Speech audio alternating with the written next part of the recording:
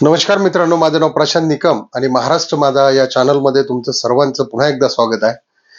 मित्रांनो, जर चॅनलला सबस्क्राईब केलं नसेल तर सबस्क्राईब करा, कारण आपण नेहमीच नवनवीन विषय घेऊन येत असतो आणि आपली जी युट्यूबची फॅमिली आहे त्यांच्या माहितीपूर्वक असे व्हिडिओ असतात. त्याच्यामुळं तुमच्या मित्र नातेवाईकांना शेअरही करत जा आणि लाईकही करायला विसरत जाऊ नका. तर मित्रांनो, आजचा जो विषय आहे तो खूप जबरदस्त होणार आहे, कारण आजचा विषय जो आहे तुम्ही थंबनेलवर पाहिला असेल की क्रेडिट कार्ड हे एक शाप आहे की वरदान आहे. आणि याचा जो काळा बाजार आहे, क्रेडिट कार्डचा काळा बाजार कसा चालतो, कुठे चालतो, सर्वसामान्य बघा, तुम्ही जर गेला असेल कुठे, महाबळेश्वरला गेला असेल, कोकणात गेला असेल, किंवा जिथेही कुठं पर्यटन केंद्र आहेत, इकडे समजा अक्कलकोट, गाणगापूर इकडच्या भागात, तर कुठं क्रेडिट कार्ड हा विषयच नाहीये, घेतच नाहीयेत ते. आणि कोकणात सुद्धा मी एका हॉटेलला पाहिलं असं की जिथे आपण क्रेडिट कार्ड तर सोडा, चालतच नाही, पण जर तुम्हाला युपीआय ट्रान्झॅक्शन करायचं असेल तर त्याचे सुद्धा 5% एक्स्ट्रा द्यावे लागतात. आता ही कुठली लुटालूट, ही कुठली पद्धत? तर याच्या मागचं कारण असं आहे की ह्या लोकांना अशा सवय लागल्यात की यांना बँक ट्रान्झॅक्शन दाखवायचं नाही, यांना काळा बाजार करायचा आहे. आवाजचे सव्वा रेट असतात लॉसचा काही फिक्स रेट नसतो, त्याच्यामुळे हे लोक क्रेडिट कार्डचा वापर घेत नाहीत, शक्यतो कॅशच मागतात. तुम्ही ऑब्झर्व करा की किती लोक कॅश मागतात आपण फिरायला गेल्यानंतर. क्रेडिट कार्डचा हा वापरच करत नाहीत, ते घेतच नाहीत. आता हे कुठं चालतात? पेट्रोल पंपावर. पण आता पेट्रोल पंपावर काही ठिकाणी काय केले, कनेक्टेड, की जेवढं बिल आहे तेवढंच इकडे क्रेडिट कार्ड मारलं जातं. पण बऱ्याच ठिकाणी पेट्रोल पंपावर सुद्धा मित्रांनो आज 3% घेऊन क्रेडिट कार्ड मारले जातात. 3% म्हणजे वर्षाला झाले 36 ते 36% व्याज. म्हणजे तुम्हाला जर 1 लाख रुपये पंपावरून घ्यायचे असतील किंवा 50,000 घ्यायचे असतील तर 1 लाखाचे 3,000 रुपये ते घेतात आणि त्यावेळी तुम्हाला ते पैसे देतात. 50,000 घ्यायचे असतील तर 1,500 रुपये घेतात. म्हणजे इतका भयानक काळा बाजार आहे क्रेडिट कार्डचा चाललेला आहे. क्रेडिट कार्ड आता शाप की वरदान हा तर वेगळाच विषय, पण बाहेर सुद्धा याचं इतकं भयानक चाललेलं आहे की मुद्दाम मशीन असून क्रेडिट कार्ड मारत नाही, कारण यांना फक्त काळ्या बाजाराने धंदा करायचा आहे. फक्त काळा, इंटेन्शन काही नाही, ट्रान्झॅक्शन दाखवायचं नाही, जीएसटी चुकवायचा, टॅक्सेस चुकवायचे. म्हणजे हा एक चाललेला काळा बाजार, म्हणजे अंधाधुंद चाललेली लुटालूट आहे. किती कुणी गव्हर्नमेंटनी जीएसटी चालू करू द्या, जीएसटी चालू करू द्या, कुठं आज किती हॉटेलला लोक जीएसटी घेतात हो? आणि किती घेतलेले लोक भरतात, हा पण एक विषय. आपल्याकडून घेतात पण पुढे भरत नाही, कारण आपलं काय त्याच्यावर नाव नसतं, गाव नसतं, आणि आपण काय ते कुठं क्लेम करत नाही. 5-50 रुपये त्यांनी लावलेले असतात. मशीनला काही सेटिंग आहे, मशीन मधून काढून घ्यायची, तो पण एक्स्ट्रा इन्कम. थोडीफार बिलं दाखवायची, म्हणजे नुसता काळा बाजार. ज्यांच्याकडे आहेत ते पण हा प्रॉब्लेम, ते पण ह्या गोष्टी करत राहतात. साधारणतः जर महाबळेश्वरला जर तुम्ही गेलात तर कुठेही तुमचं क्रेडिट कार्ड चालणार नाही. इव्हन हॉटेल नाही, वाईन शॉप नाही, लॉज नाही, कुठेही चालणार नाही. आणि आज तिथं महाबळेश्वर आपल्या म्हणजे एक थंड हवेचं ठिकाण, म्हणजे दुसरं मिनी काश्मीर मानलं जातं. या ठिकाणी सुद्धा बघा तुम्ही, नाहक लूट चाललेली असते. कुठंही कार्ड चालत नाही, कोणी ऍक्सेप्ट करत नाही. फक्त स्वतःच्या अकाउंटवरती पैसे घेतात. 2-3 त्यांच्याकडं गुगल पे, फोन पे बरेच हे असतात, त्याच्यावरती वेगवेगळे नंबर असतात. आपापल्या अकाउंटला आपापल्या पद्धतीने पैसे घेतात. तिथे बरेच लोक चालवायला असतात हॉटेल, त्यांचा वेगळा रेट असतो, मालकाला वेगळं सांगतात, मॅनेजर वेगळे घेतो. म्हणजे अंधाधुंद प्रकार तिथे चाललेला. कोकणात पण काय तीच गोष्ट आहे. आणि इकडे खाली जर आपण गेलो सोलापूरच्या पुढे, तिकडे तर विषयच नाही. तुम्ही कार्ड आहे, नावच काढायचं नाही. नाव म्हणजे विषय सुद्धा काढायचं नाही, क्रेडिट कार्ड आहे का नाही. फक्त पेट्रोल पंपावरती तुम्हाला तिथे मिळेल, कारण तिथं ट्रान्झॅक्शन असतं आणि त्यांना ते लिगल दाखवावं लागतं.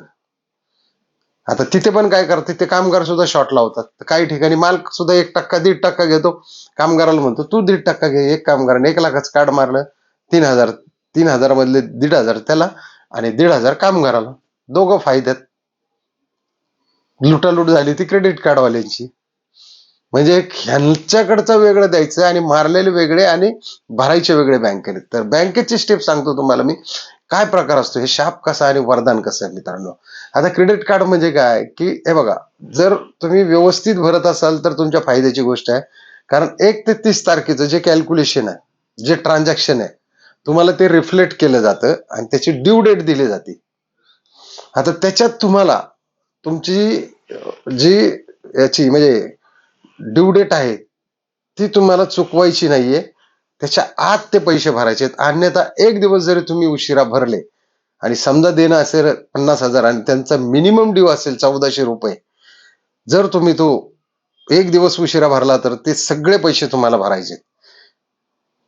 किंवा तुम्हाला जर 50,000 भरायचे तर तुम्ही 40च भरले, पार्ट पेमेंट केलं, तरी तो इंटरेस्ट रेट तुम्हाला लागणारच आहे. आणि याच्याहून मोठी गोष्ट तुम्हाला सांगतो, जर तुमचं पेमेंट 50,000 रुपये आणि 5 पैसे जरी असेल, 5 पैसे किंवा 1 पैसा असेल, हे करतात, बँकवाले करतात. आता हे सगळा काळामेळ कसा चालतो बघा. 1 पैसा असेल पुढे, आता माणसाला काय वाटतं, मी 50,000 भरले ड्यू डेटच्या आतमध्ये, माझं फिनिश झालं. पण त्या 1 पैशाला सुद्धा तुमचं जेवढं व्याज आहे 2-3 हजार रुपये जे असेल, ते पुढच्या बिलात लागून येतं तुम्हाला. म्हणजे ही प्रामुख्याने काय सावधानता बाळगायची तुम्हाला, की तुमची जी पूर्ण अमाऊंट आहे ती बघायची. एक तर 50,000 भरल्यानंतर तुम्ही 100 रुपये वरती भरा, आपले मायनस राहू द्या त्यांच्याकडे, पण याच्यात जाऊ नका. समजा तुम्ही गुगल पेने जर पेमेंट केलं 50,000, तर पुन्हा एकदा लगेच विथिन मिनिट 100 रुपये लगेच तुम्ही तिथं पेमेंट करून टाका, म्हणजे तुमच्यावरती ती लायबिलिटी राहत नाही. अन्यथा ह्या गोष्टी बऱ्याच लोकांना माहित नाहीत, की 1, 2, 3, 4, 5, 10 पैसे त्यांना वाटतं काय कशाच काय नसतं, पण ती पूर्ण पॅनल्टी घेतात त्याच्या बदल्यात. आता दुसरी गोष्ट, तुमची सायकल कधी कंप्लीट होते हे तुम्हाला माहिती पाहिजे.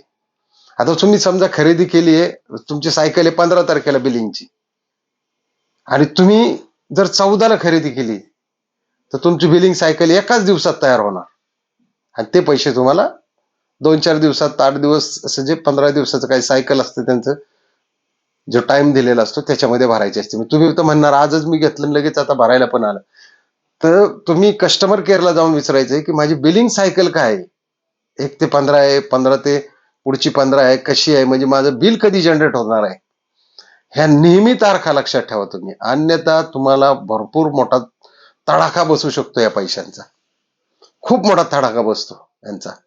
आणि ऑन ॲव्हरेज 36% व्याज लागतं यांना. तुम्ही जरी तुमची अमाऊंट भरली नाही, आता मिनिमम अमाऊंट तुम्ही भरली तरी तुम्हाला ते व्याज चालूच राहतं. महिन्याला 2 ते 3%, साधारणतः 3% धरा. आणि त्यांचा वरतून जीएसटी वेगळा असतो. एसजीएसटी म्हणजे स्टेटचा टॅक्स आणि सेंट्रलचा टॅक्स सीजीएसटी, ह्या दोन्ही गोष्टींनी पूर्ण लोकांना चक्कर करून टाकलेल्या आहेत. पूर्ण या महाराष्ट्रातच नाही, पूर्ण भारत देशात. बँकांनी सुद्धा तुम्हाला बघा 50 कॉल येतात क्रेडिट कार्डचे. क्रेडिट कार्ड घ्या, पर्सनल लोन घ्या, इतका त्रास देतात लोक की 5-50 फोन करत असतात रोजच्या रोज. या लोकांपासून पण सावध राहायचंय. तुम्ही पेट्रोल पंपावर गेला, मॉलमध्ये गेला, बघा तिथे क्रेडिट कार्डवाले बसलेलेच असतात तुमच्या खिशीत क्रेडिट कार्ड टाकायला. तुमचा स्कोर चांगला असेल तर तुम्हाला कोणी 100 क्रेडिट कार्ड तुम्ही वापरू शकता. पण त्याच्यात काही फ्री आहेत बघा, काही काय करतात मध्ये स्कीमा करतात. आणि काही तर असे पण फोन येतात आता की आपको ये कार्ड को 3500 रुपये ज्यादा लगा है, 4,000 चार्जेस लगा है, इसका एन्युअल फी वो कम करना है. तर कृपा करून तुम्ही फक्त आणि फक्त कस्टमर केअरलाच कॉन्टॅक्ट करा, अन्यथा तुमचा क्रेडिट कार्डचा सुपडा साफ. पहिली गोष्ट, जर त्याची जी कॅपॅसिटी आहे, समजा 1 लाखाची जर तुमचं लिमिट असेल, ते लिमिट तुम्ही 10,000 वरती आणून ठेवा. ज्या वेळी तुम्हाला परचेस करायचंय त्यावेळी तुम्ही ते लिमिट इन्क्रीज करू शकता, मॅनेज करू शकता, म्हणजे तुम्हाला तिथं सिक्युरिटी पूर्ण मिळते. अन्यथा क्रेडिट कार्डचे भयानक फ्रॉड चालू आहेत. आसाममध्ये तर असं एक गाव आहे की फक्त ते फ्रॉडवरच जगतं. माझ्याशी सुद्धा वैयक्तिक गुगल पे वरून म्हणजे कोरोनाच्या वेळेस 17-18 हजाराचा फ्रॉड झालेला आहे. मिलिटरीचं काहीतरी नाव वगैरे सांगून हे पाहिजे ते पाहिजे हे करून मला गुगल पेलाच स्कॅनर वगैरे सगळं पाठवून, मी गडबडीमध्ये होतो, केलं आणि शेवटी माझेही पैसे गेले. ते काय परतही मिळाले नाही आणि मिळतही नाही, पण एक सीख मिळाली. आता कोणाचा जरी फोन आला तरीही तुम्ही पुन्हा विश्वास ठेवू नका, कारण ओटीपी कधी कोण मागत नाही किंवा काहीच मागत नाही. कार्डचा सीव्हीव्ही नंबर जो मागे लिहिलेला आहे तुमचा सीव्हीव्ही नंबर असतो छोटा 3 अंकी, 1, 2, 3 असेल, 7, 8, 9 असेल, 9 किंवा 8, 9, 10 असेल, हा सीव्हीव्ही नंबर कधीही कुणाला शेअर करू नका. कारण ज्यावेळी तुम्ही क्रेडिट कार्ड वापरता त्यावेळी तुम्हाला बरीच बंधनं, तुमचं लिमिट किती आहे, तुम्ही ते POS मध्ये सेट करा. अन्यथा क्रेडिट कार्ड वापरणं खूप सोपं नाही आणि शक्यतो 1-2च क्रेडिट कार्ड खिशात ठेवा. जर जास्त असतील तुमच्याकडे तर घरी ठेवा. म्हणजे त्यांनी धोकाधडी जास्त वाढत नाही आणि सगळ्यांचे लिमिट कमी करा. यूज करत नसेल ते बंद करा आणि ज्याचे अॅन्युअल चार्जेस नाहीत अशीच क्रेडिट कार्ड घ्या. नाहीतर काहींचे 2-2, 4-4 हजार हिडन चार्जेस असतात. सांगत नाही ते, नंतर बिलात येत राहतात आपल्याला. हे बऱ्याच लोकांच्या बाबतीत झालेलं आहे. कारण कोण कुणाला जो फुकट पैसे वापरायला देतं. आपल्याला ते काय म्हणतात, 1 महिना तुम्ही 1 लाख रुपये वापरा, भरा. पण त्यांना माहिती हा माणूस बघा हा गेम प्लॅन कसा चालतो मार्केटचा, बँकिंग मार्केटचा हा गेम प्लॅन कसा चालतो, की हा माणूस कधी ना कधी चुकेल किंवा ह्याला कधी ना कधी गरज पडणार आहे. म्हणजे पूर्ण सायकोलॉजीवरती हे क्रेडिट कार्ड तयार केलेले आहे. ही उधारी तयार केलेली आहे बँकांनी. ICICI बँक झालं, ऍक्सिस बँक झालं, HDFC झालं, हे अनेक तऱ्हाच्या ज्या बँका आहेत यांनी काय केलं की एक सायकोलॉजी तयार करून ठेवलेली आहे की ह्यांना कधी ना कधी गरज पडेल आणि हे कधी ना कधी परचेस करतील आणि कधी ना कधी भरणार नाहीत. मग त्यांना जे सुरू होईल ती पॅनल्टी आणि मग पॅनल्टी करून आपली सुद्धा पॅनल्टी भरावं लागते. त्याच्यामुळे मित्रांनो क्रेडिट कार्ड वापरताना जपून वापरा आणि जी स्थळं आहेत पर्यटन स्थळ तिथे जाताना क्रेडिट कार्ड घेऊन जाऊ नका किंवा UPI जर पेमेंट असेल तर UPI पेमेंट तुम्ही घेऊन जाऊ शकता. कारण तिथं पूर्ण काळा बाजार आहे. तिथं ती काळ्या बाजारात चालणार आणि हे सगळीकडे सुरू झाले आता, पूर्ण महाराष्ट्रात नाही सगळीकडेच. तर कृपा करून क्रेडिट कार्डचा वापर हा कमी करा, योग्य त्या वेळीच करा. आपण भरत की आपल्याला ज्यावेळी गरज लागेल त्याच वेळी करा आणि त्याच्या डेट्स माहिती ठेवा की हे आपल्याला कधी याची ड्यू डेट येऊ शकते किंवा याची सायकल कधी आहे. तर चला मित्रांनो, आजचा व्हिडिओ कसा वाटला नक्की कमेंटमध्ये लिहा आणि जर चॅनलला सबस्क्राईब केले नसेल तर सबस्क्राईब करा, लाईक करा आणि शेअर करायला विसरू नका. जय हिंद, जय महाराष्ट्र.